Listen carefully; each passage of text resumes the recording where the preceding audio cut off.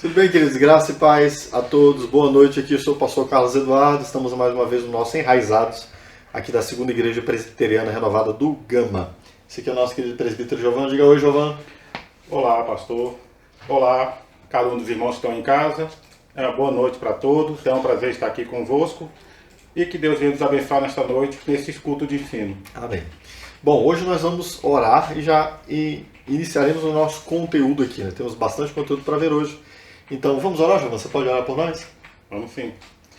Você junto conosco, curve sua cabeça, vamos estar levando nossa voz de oração. Senhor Deus bendito, rendemos graça ao Teu santo nome. Queremos engrandecer a Ti, Senhor, declarar a Tua soberania sobre nossas vidas. Queremos, Senhor, nos colocar na Tua presença, ó Deus, como instrumento, ó Deus, para que possamos, Senhor, neste momento, estar aprendendo cada vez mais da Tua palavra e estar, Senhor, levando a Tua palavra a todos que estão conectados conosco. Que o Teu Santo Espírito venha nos envolver e nos direcionar, ó Deus, de acordo com o Teu querer e com a Tua vontade. E que Teu nome, ó Deus, venha ser glorificado em tudo, Senhor. Muito obrigado, ó Pai bendito, em nome de Jesus. Amém. Amém. Queridos, vamos lá. Hoje nós estamos no capítulo de número 10, na página de número 85 do nosso livro O que é uma Igreja Saudável.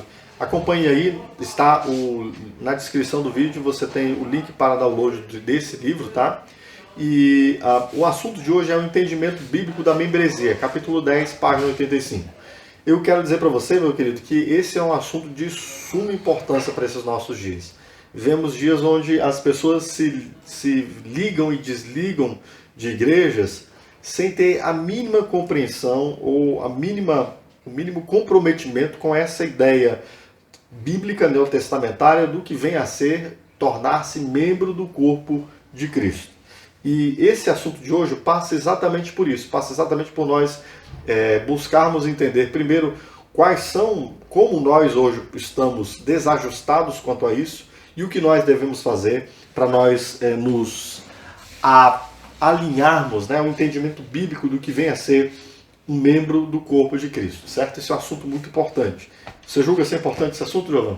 De muitíssima importância, na verdade, né? Porque isso vem dizer respeito ao nosso posicionamento como cristão, né? A partir do momento que nós não entendemos, não compreendemos o que é ser membro de uma igreja, como nós vamos poder se comportar da forma correta? Como podemos cobrar dos outros membros, né, um comportamento digno de um membro de uma igreja, sendo que não é esclarecido o que realmente é? Sim. Isso tem acontecido com muita frequência em nossas igrejas, né?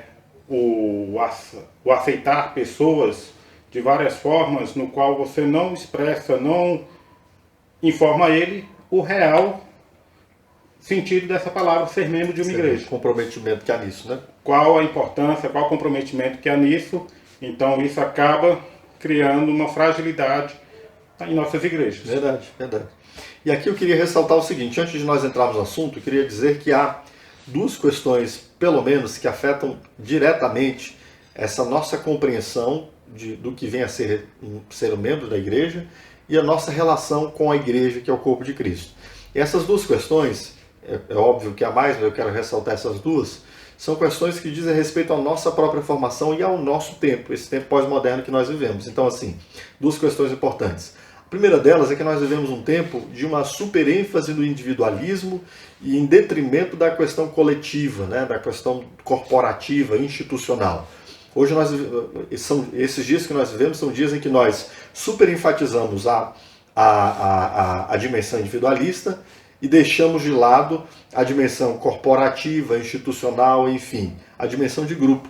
É parte desse nosso tempo que nós vivemos, é assim que nós pensamos o mundo. As dimensões institucionais, as dimensões familiares, as dimensões de grupos de agregação, são dimensões que nós estamos deixando de lado. Em alguma medida, a igreja vai ficando de lado por conta desse nosso modo de pensar. Nós pensamos, por exemplo, na dimensão da fé, que a minha relação com Cristo basta, minha relação individual com Cristo. É essa a única questão que importa. E nós deixamos de lado as questões que envolvem as dimensões corporativas do corpo de Cristo. Certo? Faz sentido isso? Com certeza, muito sentido. Uma outra questão que também é inerente ao nosso tempo, é própria do nosso tempo, é que nós vivemos uma dimensão de mercado, uma dimensão de pluralidade no mercado. E isso em todas as esferas da vida, né? Antigamente a pessoa ia fazer compras num armazenzinho, a única coisa que tinha lá na cidadezinha que ela morava era um armazém. Era lá que ela comprava arroz, feijão, bicicleta, comprava o que mais? Tudo. As roupas. Tudo, roupas e tudo, enfim. Só tinha aquela opção. Hoje nós vivemos um tempo onde nós temos muitas opções, né? O mercado trouxe muitas opções e em alguma medida isso se reflete na igreja. Há igrejas que acabam tendo uma relação com as pessoas como se fosse uma relação comercial. E acaba virando essa coisa, né? De eu ofereço produtos religiosos para você e você consome produtos religiosos de mim. De modo que a relação das pessoas com a igreja está se tornando muito mais uma relação de consumo do que uma relação de membresia. Há muitas igrejas que são igrejas de prateleiras e há muitos membros que são consumidores. Então, essas duas realidades têm afetado sensivelmente o modo como as pessoas se relacionam com o corpo de Cristo. Então, eu queria que você entendesse isso, que você, de antemão, antes de nós entrarmos nesse conteúdo, entendesse. Sim, nós somos desse tempo, sim, nós pensamos desse jeito. E aqui é a hora de a gente começar a desfazer esses pensamentos, juntá-los e reformular o nosso modo de pensar. Nossa membresia no corpo de Cristo à luz da Escritura e não à luz dessas coisas que estão nos formando por trás. Tranquilo? Beleza? Com certeza. Então tá bom. Então vamos lá. Eu já queria entrar aqui no parágrafo 2º e 3º da página 85. Eu nem vou lê-lo, você depois pode lê-lo aí.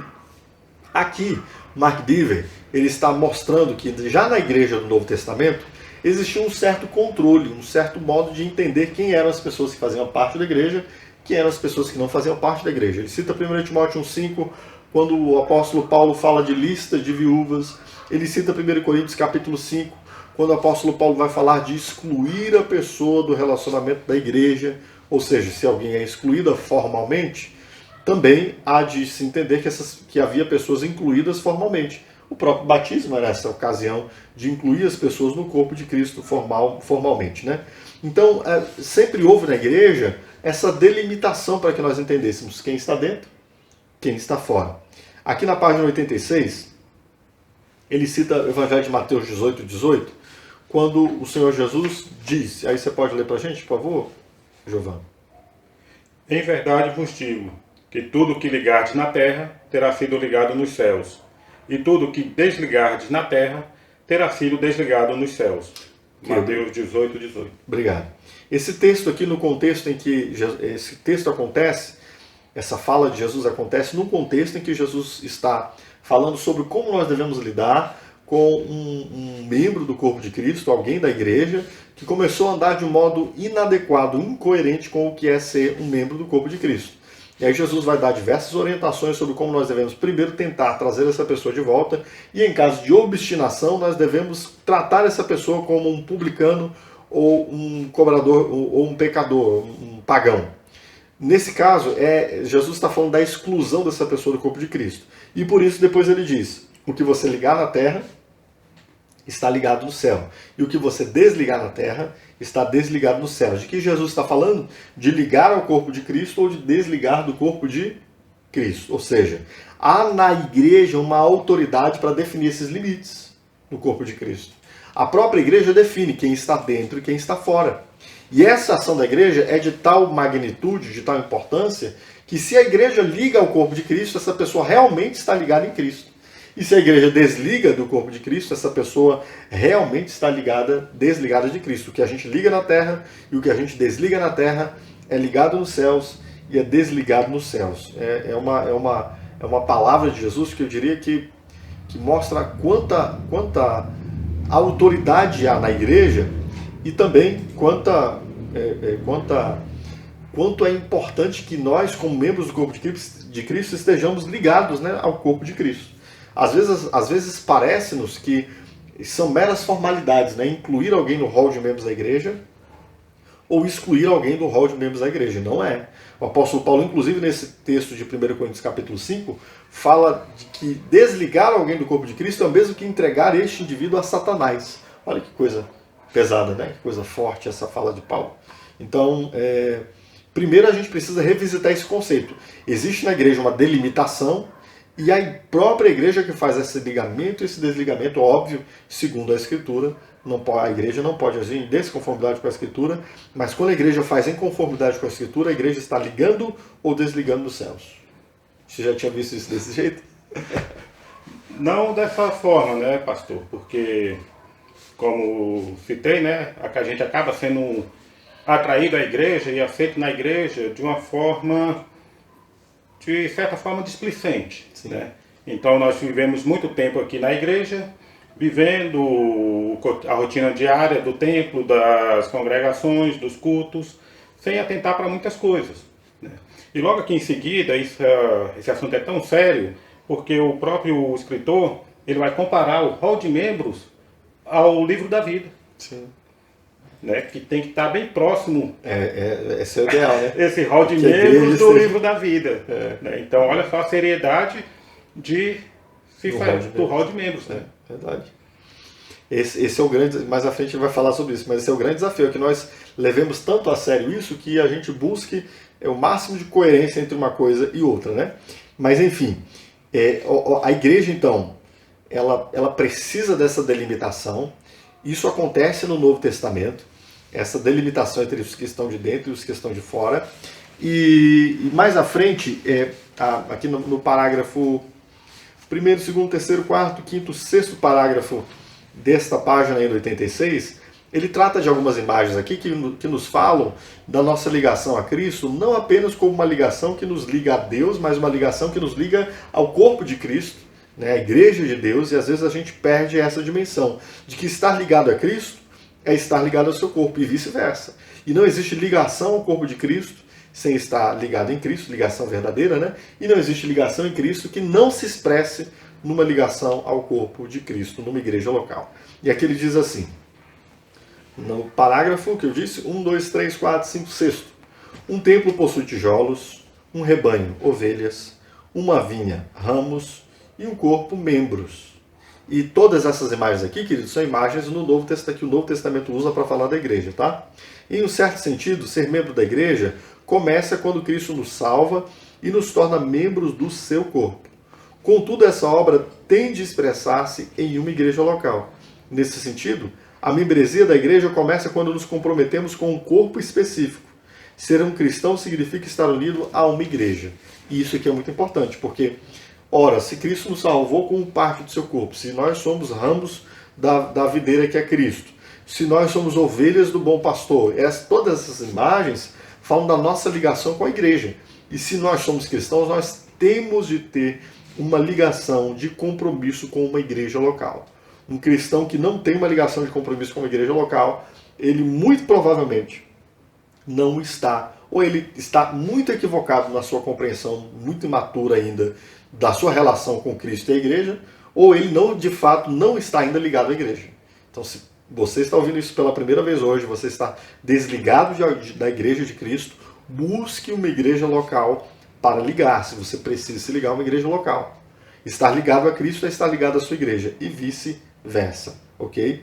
Então, isso é muito importante. E aí, ele, inclusive, vai nos dizer, né, aqui no parágrafo seguinte. Você pode ler o parágrafo seguinte, por favor, Giovanni? As Escrituras nos instruem a reunir-nos regularmente para que nos regozijemos em nossa esperança comum e nos estimulemos mutuamente ao amor e às boas obras. Hebreus 10, 23 a 25. Então, a primeira questão importante é essa aqui.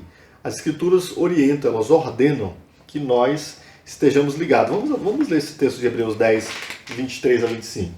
Esse é um texto que, o contexto da fala aqui do autor aos Hebreus, é um momento em que a igreja está passando por perseguições, a igreja está passando por aflições, a igreja está sofrendo ameaças do perigo de reunir-se e tal, enfim.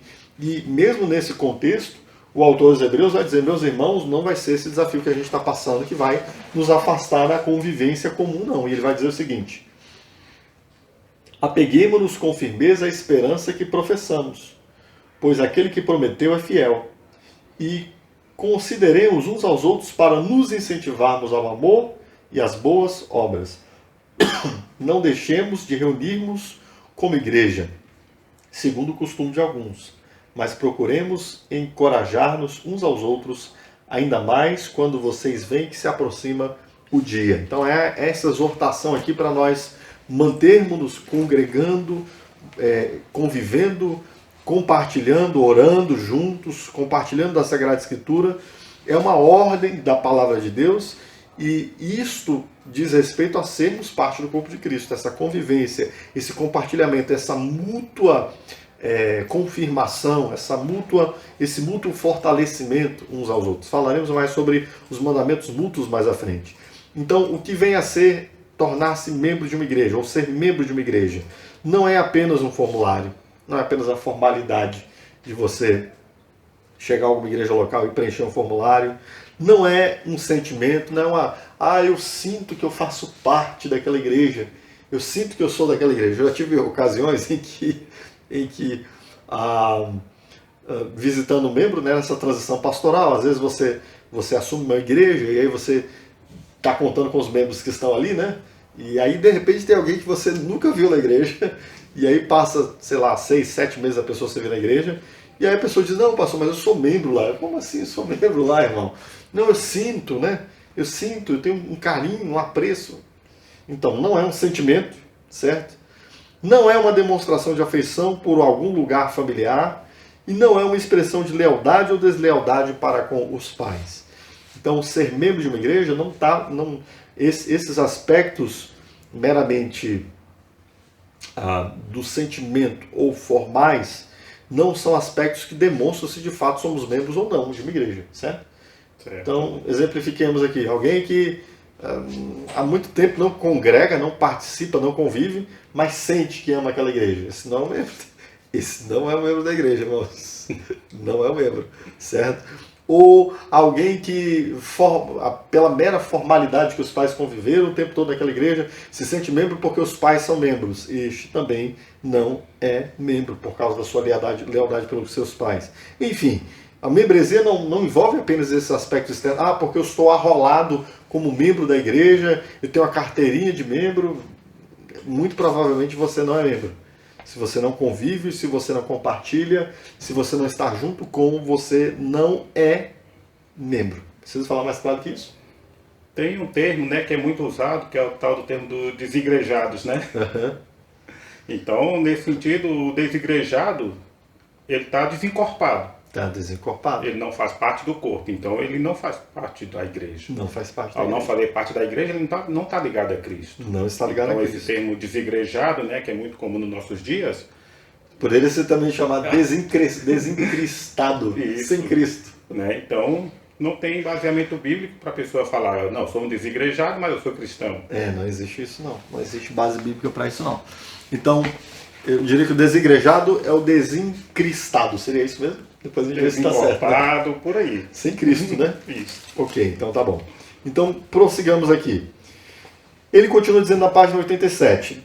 A membresia da igreja deve ser um reflexo de um compromisso vivo.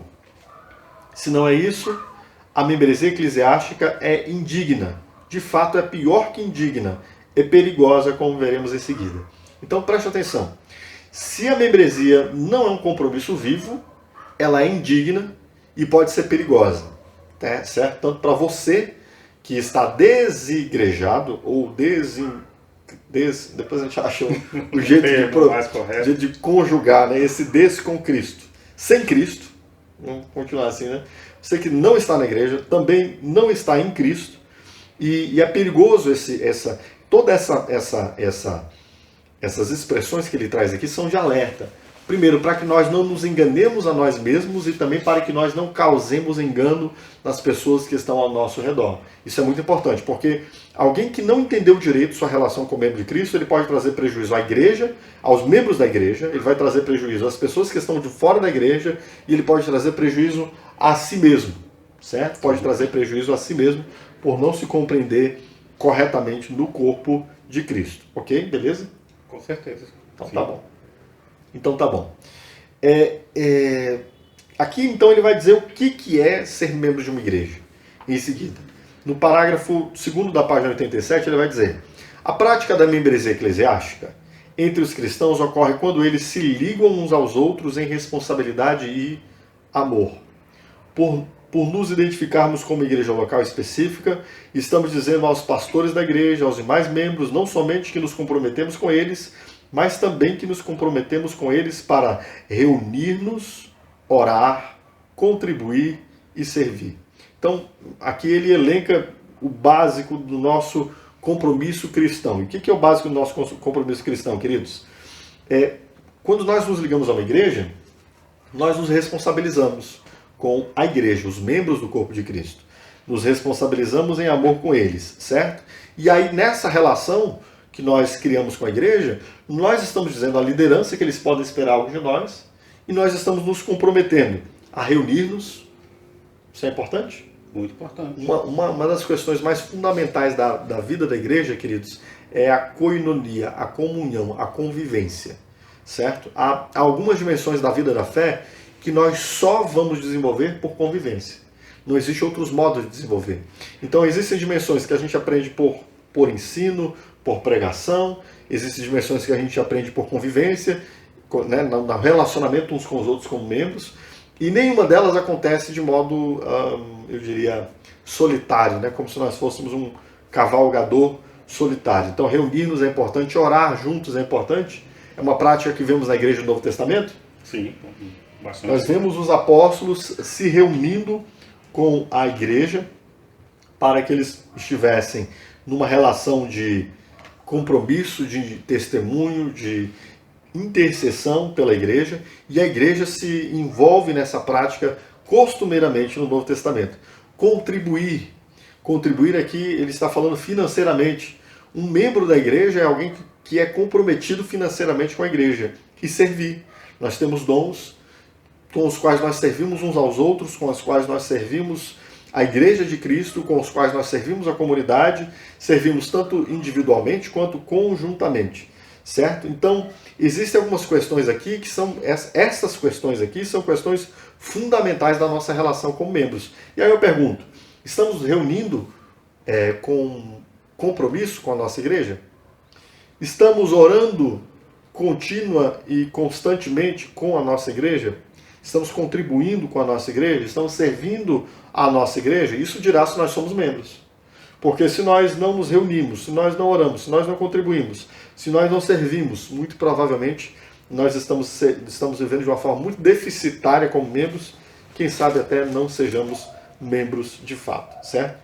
Ele continua dizendo, estamos lhes dizendo que esperem certas coisas de nós e nos tenham como responsáveis se não as acompanharmos adequadamente. Faz sentido para vocês aqui, Giovanni? Com certeza, então, muito sentido. Então, olhe bem, quando você, por exemplo, quando você adquire um bem, um apartamento, né, e começa a viver em condomínio, existem certas regras de convivência ali, certo? Inclusive elencadas lá no documento que constitui o condomínio. Se não tiver um documento que constitui o condomínio, vai estar lá nas regimentos internos, enfim. Ora, se você não cumpre com aquelas determinadas... Quando você adquire um bem naquele lugar, você não adquire só o bem, você adquire também responsabilidades com isso. E essas responsabilidades são inerentes ao próprio bem, não tem como desvincular uma coisa da outra. Aí eu quero ser proprietário desse apartamento sem que eu tenha essas responsabilidades. Pode isso? Pode não, isso vai implicar em penalidades, né, multas e Com até certeza. exclusão Com certeza. do condomínio. Com certeza. Então, aqui entra essa questão também. Na Igreja de Cristo, quando nós nos tornamos membros, nós estamos dizendo sim para a igreja, que a igreja pode ter certas expectativas de nós. Talvez você nunca tenha pensado nisso. Talvez você, se alguém venha conversar com você sobre alguma coisa da sua vida de fé, algumas pessoas até usam a expressão, né? Dá licença, essa é a minha vida privada, né? Isso é próprio do privativismo da pós-modernidade. Na pós-modernidade, esse tempo que nós vivemos um tempo privativista, onde nós super enfatizamos a dimensão individualista. Mas não se engane, aquilo que eu havia dito lá no início. Isso não é bíblico e nós precisamos desmontar esse nosso modo de pensar a vida, porque aqui na igreja é diferente. Aqui na igreja nós temos sim compromissos uns com os outros e sim nós deveremos prestar contas desse compromisso que nós temos uns para com os outros, e nós estamos dizendo, como ele afirma aqui, né? Vocês são responsáveis por mim e eu sou responsável por vocês. Isso é unir-se a uma igreja. é dizer, eu sou responsável por vocês, igreja, e vocês são responsáveis por mim. Isso é o contrário à nossa cultura, e ainda mais é contrário à nossa natureza pecaminosa, não é verdade? Quem é que gosta, nessa formação que nós temos, e segundo a nossa natureza pecaminosa, de que pessoas estejam cuidando de nós, olhando por nós, nos repreendendo, nos corrigindo, nos orientando? A maioria de nós não gosta disso não, irmão. Nos moldando, né? Nos fazendo com que nós venhamos caminhar de acordo com um padrão, né? Sendo que o ser humano da atualidade, ele quer viver livre. Sim. Né? Sim. E esse modelo de comportamento realmente é totalmente contrário. É na contramão. É na contramão, é contrário ao que a gente tem visto pregado aí, Sim. mundo afora, né? Sim. Então, isso é importante a gente entender. O modo de vida da igreja é uma contracultura. Existe nós fomos criados, formados, eu diria até colocados numa bitola, né, desse tempo que nós vivemos, e essa bitola nos ensina um modo de vida completamente oposto disso. E ser membro do corpo de Cristo é se tornar responsável por pessoas e entender que pessoas são responsáveis por você. Isso vai acabar criando uma via de mão dupla, onde nós nos corresponsabilizamos e cuidamos uns dos outros mutuamente. Certo? Beleza? Tranquilo? Então, obviamente, sim, isso é contra a nossa cultura e é contra a nossa natureza pecaminosa. É por isso é que Deus instituiu isso. Até porque, né, ainda bem que foi o que Deus escolheu, né? Se fosse segundo a nossa vontade, a gente ia seguir outro curso. Amém? Então, sim. E aqui ele diz, a membresia bíblica implica assumir responsabilidade. Resulta de nossas obrigações delineadas em todas as passagens bíblicas que expressam mutualidade. Então, olhe bem, quando nós pensamos nesse assumir responsabilidades, a Bíblia ordena isso. Há muitos mandamentos no Novo Testamento, bastantes mandamentos no Novo Testamento, que a gente chama de mandamentos recíprocos, né? Ou mútuos. Quando o apóstolo Paulo ordena a igreja, por exemplo, Gálatas capítulo 6, levai as cargas uns dos outros, e assim cumprireis a lei de Cristo. É um mandamento de mutualidade, um mandamento que acaba demonstrando a responsabilidade mútua que nós temos uns para com os outros. E aí há outros mandamentos. O autor dos Hebreus vai dizer que nós devemos corrigir-nos uns aos outros no dia que se chama hoje, para que ninguém se endureça pelo engano do pecado. E há muitos outros. Então, de onde vem essa responsabilidade de ser membro do corpo de Cristo? Olha, queridos, vem da Bíblia. A Bíblia ordena isso. A Bíblia ordena em diversos mandamentos mútuos que nós assumamos esse compromisso de membros do corpo de Cristo, cuidando e zelando uns dos outros, certo, queridos? Então, sim, ser membro da Igreja de Cristo é assumir muitas responsabilidades para com a igreja e deixar que a própria igreja assuma responsabilidades para comigo. Aqui no finalzinho desse penúltimo parágrafo aqui, dessa página 87, ele diz assim, finalzinho não, perdão, em meados aqui, não, vamos ler o parágrafo todo, né, o penúltimo parágrafo todo, ele diz assim, assimilar corretamente essas três últimas marcas, quais três últimas marcas? O que é o Evangelho, o que é a conversão e o que nós vimos semana passada, me ajuda aí? O que é a evangelização, né? Assimilar corretamente essas três últimas marcas nos ajudará a entender de modo apropriado esta marca, que é a marca de ser igreja. Quanto mais membro do corpo de Cristo, quanto mais os cristãos valorizam o Evangelho, mais entendem a conversão como uma obra de Deus e evangelizam ao ensinar os interessados a considerarem o preço de seguir Jesus, tanto mais eles crescerão no reconhecimento de suas responsabilidades mútuas, tanto menos considerarão a igreja como um compromisso ao qual você vem como lhe agrada e obtém o que puder, ou como uma loja em que você pode pesquisar no mercado ou shopping cristão.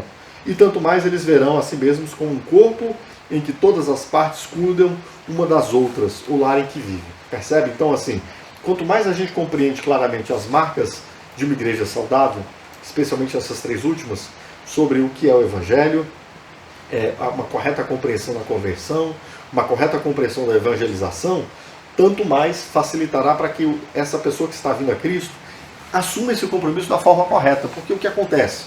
que temos visto?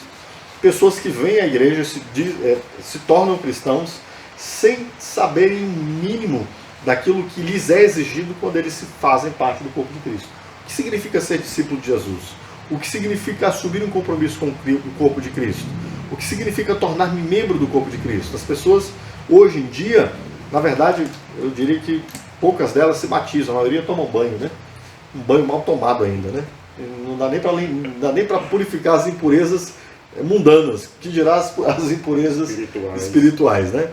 Por quê, queridos? Porque falta um mínimo de compreensão sobre o que é tornar-se cristão, o que é o Evangelho e quais são as responsabilidades que há para com Cristo e para com a igreja, certo?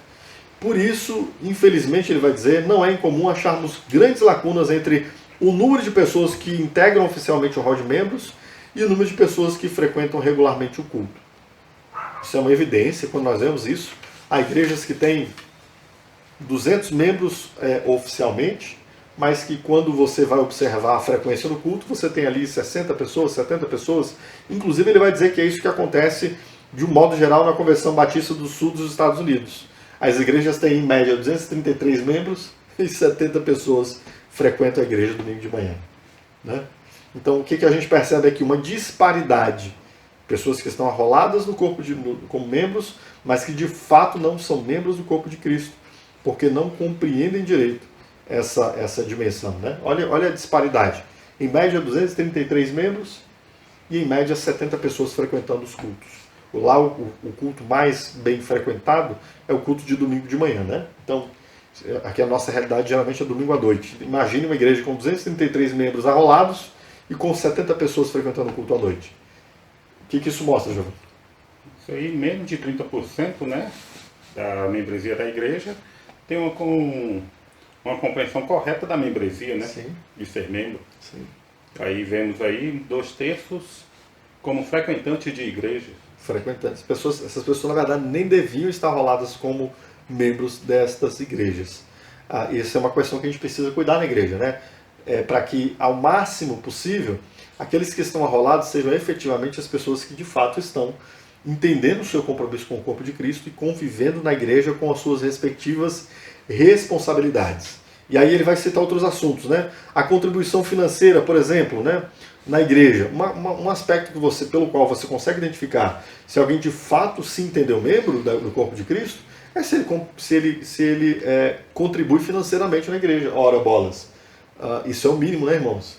Se você não entendeu sua relação com o corpo de Cristo como uma relação na qual você contribui financeiramente com o corpo de Cristo, você também não se entendeu membro do corpo de Cristo. Agora imagine, ele diz aqui, e a contribuição financeira está em melhores condições? Que igrejas têm orçamentos que se equiparam ou excedem aos 10% da renda anual conjugada de seus membros? Imagina, Giovanni, se a gente pudesse pegar os membros da igreja e fazer um orçamento anual. Vamos fazer um orçamento para o ano que vem baseado em 10% da renda de cada um dos membros. Será que dá para fazer isso? Dá para chegar a um valor, né? Mas eu diria assim, a gente faz isso na prática? Não tem como fazer. Por quê? Porque grande parte dos membros não contribui financeiramente. Quer dizer, eu estou falando de um modo geral, não estou falando aqui da nossa realidade não, viu, queridos? Mas de um modo geral, as pessoas nas igrejas em que frequentam, a grande parte não contribui financeiramente. Não é verdade? Essa é uma evidência. Quais são as duas evidências dessa disparidade da igreja? Que a igreja local não está conseguindo esclarecer os membros do seu compromisso como membro e nem ter um alinhamento daqueles que deveriam estar como membros e não deveriam. São essas duas evidências. Essa disparidade, você tem muitos membros, 233 membros e 70 frequentantes. Então, isso é uma evidência. A outra disparidade é a contribuição financeira é muito desproporcional à quantidade de membros. Essa é outra disparidade pela qual a gente identifica que a igreja está desalinhada, certo? Beleza? Tranquilo? Pergunta? Por enquanto está tranquilo. Por enquanto está tranquilo, né?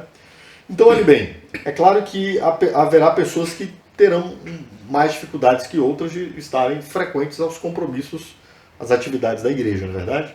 Mas, obviamente,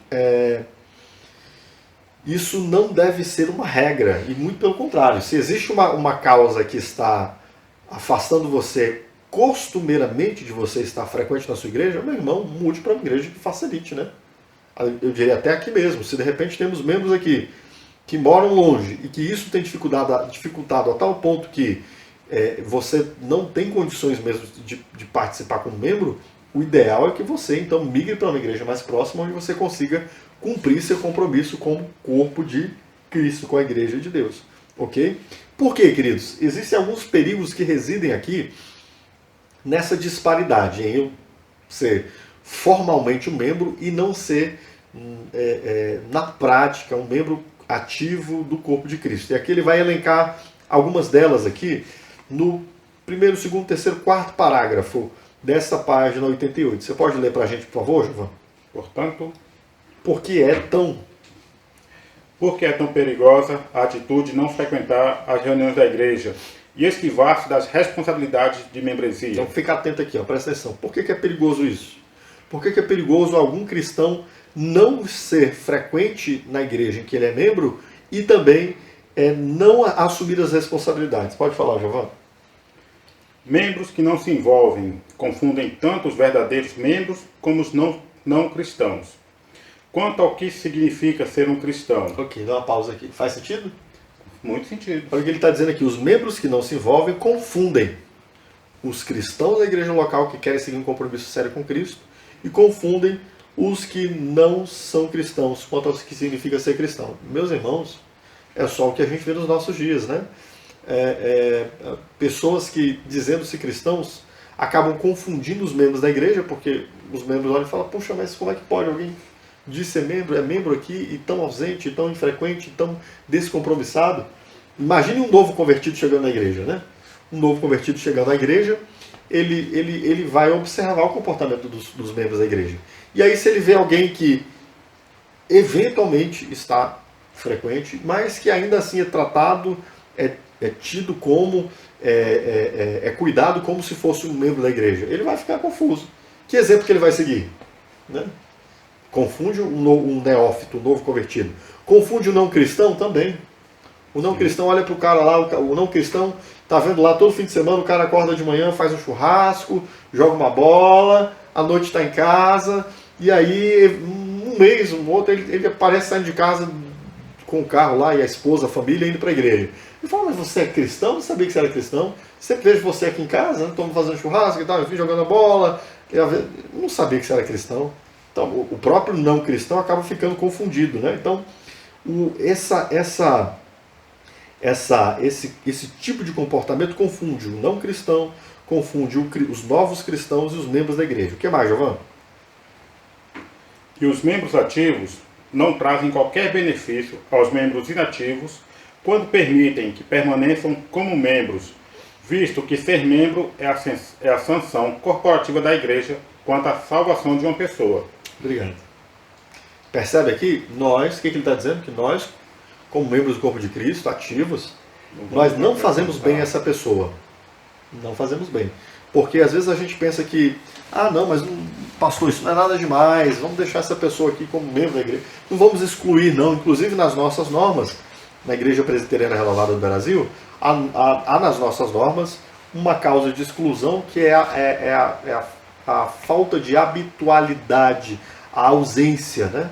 O absenteísmo, o ficar ausente da igreja é uma causa de exclusão. A ausência prolongada. Nós temos nas nossas normas definição disso. Mas como nós vemos hoje, queridos, é comum você ver alguém excluído da igreja por ausência prolongada? Não. Não vemos isso. Não vemos isso hoje em dia, não. Não vemos esse tipo de coisa. E aí a gente faz mal também a este membro, porque muito provavelmente essa pessoa afastada do convívio da igreja, obviamente ela não vai estar desenvolvendo sua vida de fé como deveria, vai estar deixando de largo, né, o seu crescimento espiritual, muito provavelmente seu e de sua família, e nós que vamos deixando essas coisas irem correndo assim, vamos dando uma sanção a ela, uma sanção da igreja, como se estivesse tudo bem, e não está bem. Certo? Certo. Não podemos estar enganando, né, as pessoas, quando elas têm um comportamento inadequado, não tratar isso de forma adequada, né, deixando com que ela se engane a si mesma, né, e levando a vida espiritual de forma descompromissada. Descompromissada. E acaba que, é por isso, queridos, que nós vivemos um tempo onde a fé cristã, o apóstolo Paulo, escrevendo aos Romanos, vai usar uma expressão que é muito pesada. Ele vai dizer o seguinte: por isso o nome de Deus tem sido blasfemado no meio dos gentios por causa de vocês. Essa é uma expressão muito pesada de Paulo. E hoje a gente vive dias em que é muito possível que haja, muito possível não, é fato, que há bastantes pessoas que nominalmente são membros do corpo de Cristo, mas que têm vivido uma vida de mau testemunho e o nome de Deus tem sido blasfemado. Dentre essas questões, entra o fato de a pessoa não assumir o seu compromisso como membro do corpo de Cristo. Porque não assume o seu compromisso como membro, ela acaba vivendo uma vida descompromissada com Cristo também, obviamente. Isso acaba redundando nessa, ao invés de redundar na glória de Deus, isso redunda na desonra do nome de Deus. Certo, queridos? Então, preste atenção. Aqui a questão não é tratar, é dizer que todo membro tem que ser perfeito, que todo membro tem que estar frequente em todas as atividades da igreja. Não é isso, queridos. Mas também não é esse oposto que a gente está vivendo. Às vezes a gente tem, e nem é o fato de nós buscarmos viver um estado policialesco, né? Onde nós agora vamos olhar cada membro se vai estar presente em todo culto. Não é isso também não. Obviamente a gente também precisa ter esse cuidado, né? Para saber se os membros estão presentes na convivência dos santos. Mas não pode haver esse modo como nós estamos vendo, esse modo de existir na igreja, onde as pessoas são completamente descompromissadas e isso não traz nenhum encargo, nenhuma cobrança, nenhuma provocação para a assunção de responsabilidade. A ideia não é de que os membros sejam perfeitos, não é isso. A ideia é de que minimamente você assuma aquilo que é, eu diria, elementar do seu compromisso de fé. Por exemplo, vamos lá, usar uma metáfora aqui. Tem pessoas que imaginemos uma empresa, né? Tem pessoas que a empresa lá espera dos seus empregados 100. A gente sabe, 100 de produção, falar de produção, né? Tem pessoas que vão produzir 150, pessoas que vão produzir 120, pessoas que vão produzir 100. Está na média ali o 100. Tem pessoas que vão produzir 80, tem pessoas que vão produzir 70. Agora imagine aquele que nem produz e nem sequer vai para o trabalho. Não produz nada e não vai para o trabalho. Você acha que esse indivíduo tem condições de estar arrolado, que ele vai permanecer durante muito tempo arrolado lá no hall de empregados dessa empresa? Não deve ficar muito tempo não, vai. Tem empregados, inclusive, que acham que não é nem dever deles chegar na hora na empresa, ou sair da hora na empresa, né? Então, você percebe que tem coisas que estão muito fora? Ora, se você fosse o dono de uma empresa, você consideraria razoável que seu empregado sequer chegasse no horário certo no seu trabalho? Ou que ele faltasse algumas vezes na semana? Não, irmãos, isso aqui está muito fora da expectativa. Então, assim, no corpo de Cristo, também há expectativas. Deus tem expectativas para conosco. Deus tem expectativas para nós como membros do corpo de Cristo. E hoje nós estamos vivendo um momento em que, na verdade, nós estamos tão aquém das expectativas que é bem possível e é talvez necessário que nós sejamos demitidos como membros para que nós entendamos o nosso relacionamento como corpo de Cristo. E aqui ele vai dizer, nessa linha, na página 89, no segundo parágrafo, ele vai dizer o seguinte: a igreja que pratica a disciplina bíblica não exige perfeição de seus membros. Requer humildade e honestidade. Não chama a tomarem decisões triviais, e sim a se envolverem no verdadeiro discipulado. Não despreza a importância das experiências do membro com Deus, mas tampouco fomenta pensamentos exagerados sobre aqueles que ainda são indivíduos imperfeitos. Essa é a razão por que o Novo Testamento apresenta um papel de afirmação corporativa para aqueles que fazem parte da aliança com Deus e uns com os outros. Entende? Então, não é exigir perfeição, mas sim, ser membro do corpo de Cristo exige de cada um de nós humildade e honestidade. A nossa responsabilidade não é uma coisa qualquer, é uma responsabilidade com o corpo de Cristo. E por isso, sim, é importante que nós, como igreja, estejamos alerta, chamando, convocando, trazendo de volta o membro para que ele assuma seus respectivos compromissos com Cristo. A sua aliança com Deus, querido, é uma aliança com a igreja de Deus. E se seu compromisso com a igreja de Deus é falho, deixa eu lhe dizer, se você nunca ouviu isso, seu compromisso com Deus é falho. Entende isso? Sua aliança com Deus é uma aliança com a igreja de Deus. E se seu compromisso com a igreja de Deus é falho, seu compromisso com Deus é falho. Precisa falar mais claro que isso? Não, né? Foi bem claro, né? E é bem sério nessa fala. Sim. Isso é uma coisa séria que nós devemos dispensar uma atenção muito grande para essa questão.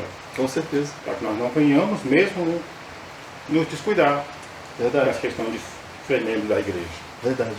Então, aqui, já nos idos já da nossa finalização, ele vai dizer o seguinte, ele vai dar algumas orientações práticas aqui, né? No antepenúltimo parágrafo dessa página, ou terceiro parágrafo dessa página, ele diz assim, no segundo período, que é a terceira linha, isso implica remover de tempos em tempos nomes do rol de membro, embora façamos com pesar. Muitas vezes isso significa que ensinar aos novos membros o propósito de Deus para a igreja e lembrar constantemente aos que já são membros o seu compromisso com a vida da igreja. Então, esse exercício, queridos, de fazer essa desmontagem dessa membresia nominal para que ela de fato seja um membro, para que o membro de fato se torne um membro da igreja, porque membresia nominal é uma falácia, né? é uma enganação. Para que a gente desmonte isso, para que a gente desfaça essa coisa da membresia nominal, quais são as orientações práticas que ele está dizendo aqui? Primeiro, de tempos em tempos remover nomes do hall de membros da igreja. De tempos em tempos nós estamos olhando para a igreja e observando quem são as pessoas que de fato permanecem aqui congregando. Não está congregando? O que está acontecendo? Vamos fazer um contato, uma aproximação. Não foi essa pessoa deseja ainda continuar afastada, não entendeu seu compromisso, então a gente precisa fazer o que, por exemplo, as nossas normas dizem, o que, por exemplo, a Sagrada Escritura diz, desvincular do hall de membros, excluir do hall de membros do corpo de Cristo. O que mais ele sugere aqui? Ensinar aos novos membros o propósito da igreja, lembrá-los, né? E lembrar constantemente os que já são membros do compromisso com a vida da igreja. Quantas vezes nós não precisamos fazer isso constantemente aos membros? Relembrá-los, ensiná-los, trazê-los de novo a um compromisso com membros. Isso é importante, Giovanni? Sim, inclusive a ceia tem esse papel, né? Exatamente. A ceia do Senhor é o papel de relembrar o compromisso que nós temos, a aliança que nós temos com Cristo. E a própria Escritura nos orienta a fazer isso regularmente. Aliança com Cristo, aliança com a igreja de Cristo. Inclusive ele vai dizer aqui o seguinte, né? Em minha própria igreja, fazemos isso de diversas maneiras, desde a classe de membros, ou seja, há uma classe de membros, aqui por exemplo nós também temos estamos instituindo, já temos, né, um curso de integração, a gente chama de curso de integração, a Segunda Igreja Presbiteriana Renovada do Gama, onde você vai tanto entender o que nós pensamos teologicamente, quais são os nossos projetos como igreja local, em que nós cremos e quais são seus compromissos como membro. Esse é o conteúdo, qual a história da nossa igreja, esse é o conteúdo do nosso curso de integração. E aqui ele vai dizer o seguinte, ele faz isso nessa classe de membros e ele faz sempre a leitura do pacto da igreja cada vez que recebe a ceia do Senhor. Esse não é um hábito nas igrejas brasileiras, né? Um pacto de membresia. Talvez isso soe até estranho, né? Pacto de membresia, parece uma coisa meio... Mas esse é uma ferramenta utilizada há muito tempo em muitas igrejas norte-americanas, por exemplo. E nós estamos num processo de transição aqui. Para nós, a nossa intenção é, depois de ministradas todas essas lições, nós fazemos contato pessoalmente com cada família da igreja, com cada membro, instruindo sobre o nosso pacto de membresia, para depois nós juntos assumirmos esse pacto de membresia. Isso aqui, por exemplo, é o que eles fazem na igreja deles.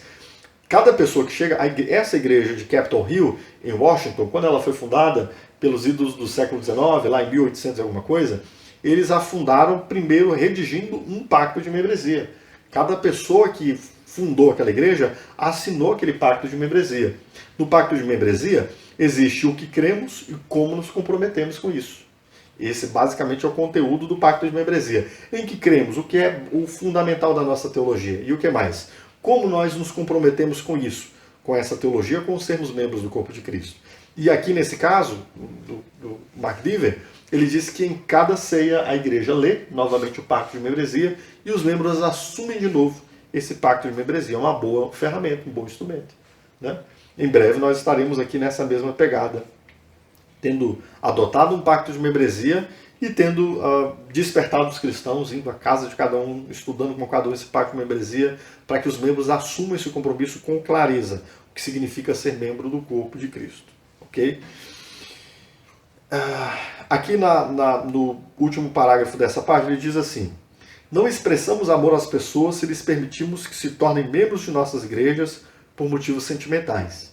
Nós lhes demonstramos amor ao encorajá-las a unirem-se a outra igreja em que podem amar e ser amadas semanalmente ou mesmo diariamente. Então, entende isso? Às vezes as pessoas têm, eu amo essa igreja, embora eu more na outra cidade, no outro país, eu moro em outro, mas eu sou membro dessa igreja. Isso não é saudável, né? Inclusive é bom que num pacto de membresia haja esse compromisso, à medida que nós entendemos que não estamos mais em condições de sermos membros efetivos, atuantes nessa igreja local, que nós assumamos um compromisso com outra igreja mais próxima, onde nós consigamos desenvolver a nossa membresia. Por quê, queridos? A intenção não é de que nós recebamos as pessoas, a igreja, de qualquer jeito, sem qualquer compromisso, apenas para somar no hall de membros, né?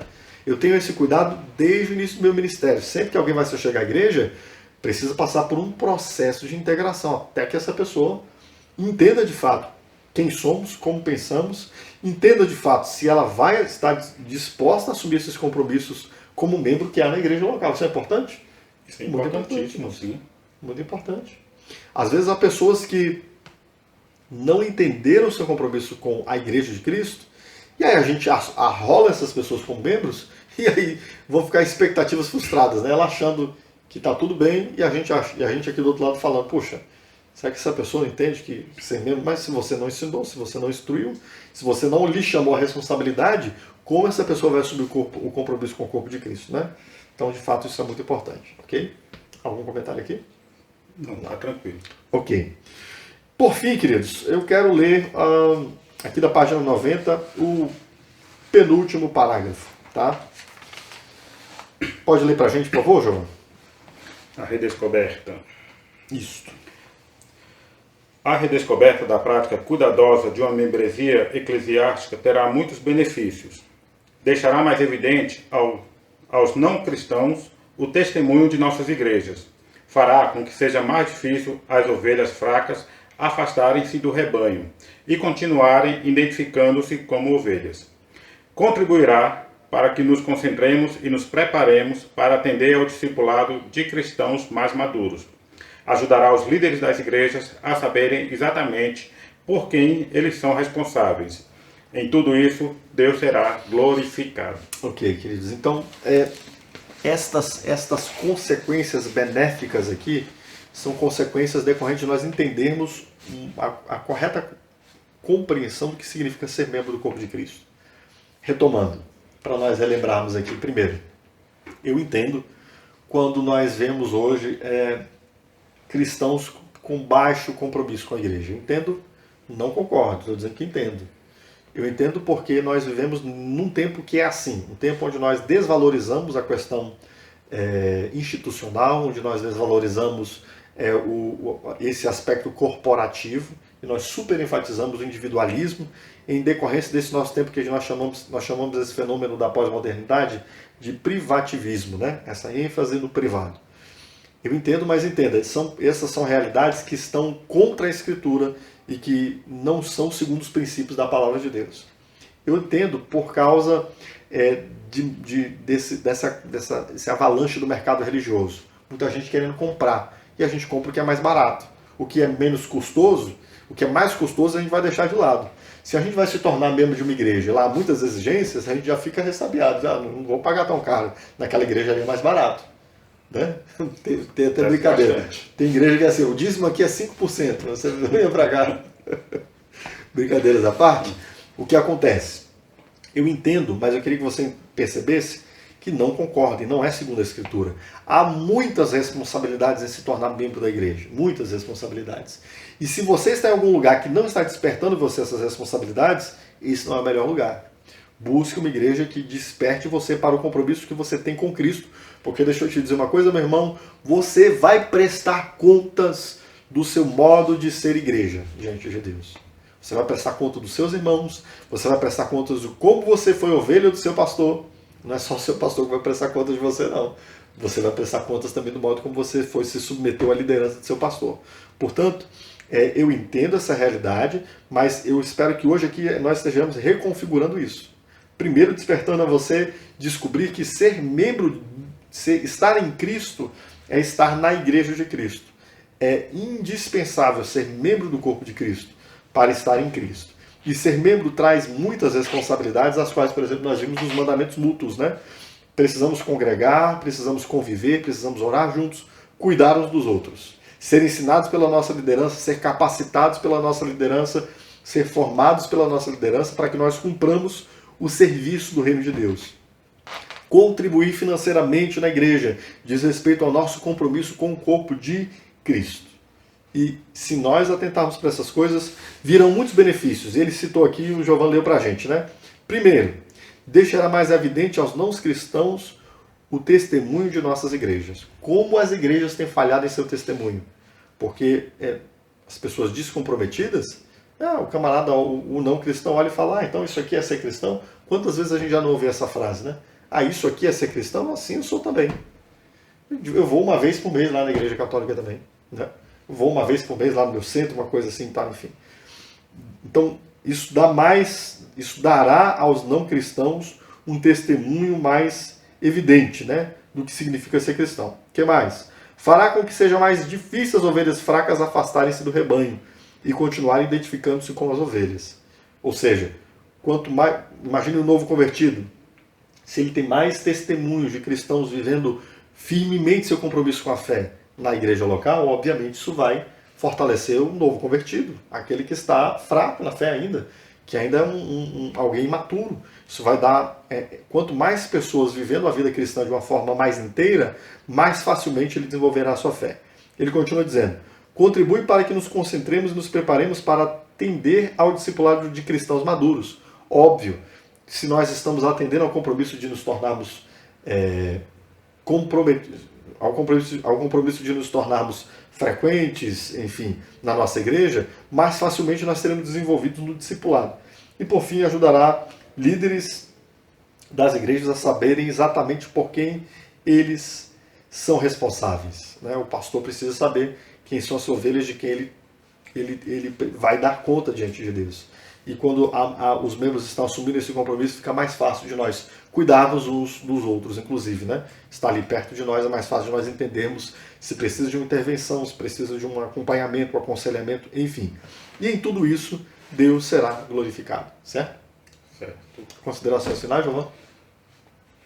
Quando chegarmos a esse nível, né, que é o que eu creio, que estamos caminhando nesse sentido, e que teremos em breve cristãos muito mais compromissados, compreendendo muito mais as Escrituras, porque hoje nós temos uma diversidade muito grande de conteúdo, né? Então, o membro que se atentar para isso, o membro, quando ele se atentar para isso, quando ele assumir esses compromissos realmente, né, e se tornar um membro efetivo, um membro compromissado, então nossas igrejas vão assumir uma dinâmica totalmente diferente.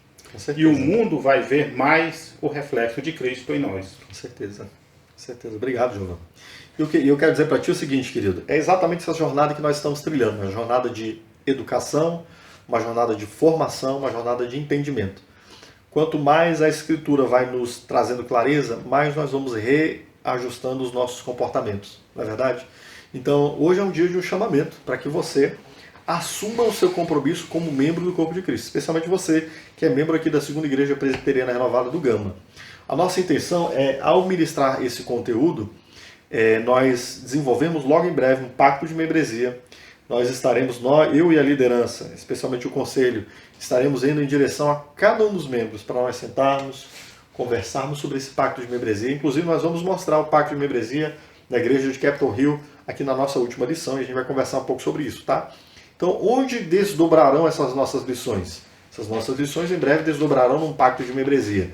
Nossa intenção é visitar cada membro, para que cada membro tome ciência do compromisso que nós assumiremos como membros do corpo de Cristo, a fim de que, nos reposicionando, inclusive formalmente, nós vejamos a mão de Deus agindo, né, através desse reposicionamento. Nós vemos ao longo da história do povo de Deus, queridos, muitas vezes, não poucas vezes, os líderes sendo ordenados por Deus a chamarem o povo de Deus a um reposicionamento, né? A fazer uma nova aliança com o Senhor. Quando o povo de Deus, a gente vê ele, por exemplo, quando Esdras tem o povo de Deus voltando do cativeiro, Esdras chama o povo, Esdras e Neemias chamam o povo, fazem um novo pacto, fazem uma nova aliança, o povo se reposiciona diante de Deus. Nós vemos ao longo de diversos episódios ali, desde antes do reinado, inclusive do reinado de Josias, por exemplo, Josias chamando o povo de novo a um reposicionamento diante de Deus, antes do reinado, na época dos juízes. Vimos momentos em que Deus chama o povo a se reposicionar, e não se engane, esse é um tempo de reposicionamento.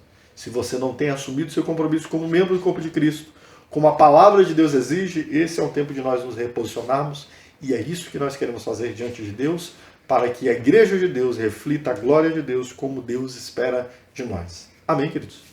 Amém, João? Amém. Amém. Então vamos encerrar orando e pedindo ao Senhor que esteja despertando você, despertando especialmente a nós, a fim de que isso que estamos desenvolvendo possa redundar na glória de Deus, que é isso que nós mais esperamos. Amém? Vamos orar. Amém. Senhor Deus e Pai, eu quero te pedir perdão, Senhor, porque muitas vezes nós, como líderes, falhamos, não chamando o seu povo a responder ao teu chamado. Nós falhamos quando nós somos negligentes e achamos que podemos dar ao teu povo uma medida que não foi a medida que o Senhor deu. Quando nós exigimos menos do que o Senhor exige, quando nós pedimos menos do que o Senhor mesmo pede. Perdoa-nos, Senhor. Perdoa-nos a nós como membros do corpo de Cristo, porque muitas vezes falhamos em entender as nossas responsabilidades. Eu te peço, Santo Espírito de Deus, que pela tua palavra o Senhor venha nos reprocessar o nosso entendimento, reformular a nossa compreensão, a fim de que nós entendamos o compromisso que nós temos contigo, Senhor, assumido no compromisso com a tua igreja. Que hoje, ó Deus amado Pai, seja um ponto de inflexão, um momento de mudança, de transição, que nós possamos voltar atrás a partir daqui e que isso redunde na tua glória, Senhor, que a tua igreja espelhe Cristo Jesus. Que nós possamos estar unidos, Senhor, ter o desejo de estarmos reunidos para cultuar a Ti, para Te adorar. Que a Tua igreja se alegre, ó Deus amado, Senhor, em orar junto, buscar a Tua face, em oração conjunta, tanto intercedendo uns pelos outros, quanto buscando orar em propósitos comuns. Que a Tua igreja, ó Deus amado, Senhor, se desperte para aprender conjuntamente, Senhor amado Pai, tanto na convivência diária, quanto pelos mecanismos de formação que o Senhor nos tem dado, e que tudo isso, Senhor amado Pai, venha nos provocar a sermos mais semelhantes a Cristo, a fim de que o mundo veja em nós a Ti, e nós possamos expressar e proclamar o Teu Evangelho às pessoas que estão ao nosso redor. É o que eu te peço, em nome de Jesus, para a glória de Deus Pai, no poder do Espírito Santo. Amém. Amém, querido. Deus te abençoe, muito bom estar com você. Até mais. Diga até mais, Roland. Até mais a todos. Que Deus abençoe a todos e que a graça de Deus seja sobre nossas vidas. Amém. Graça e paz, querido.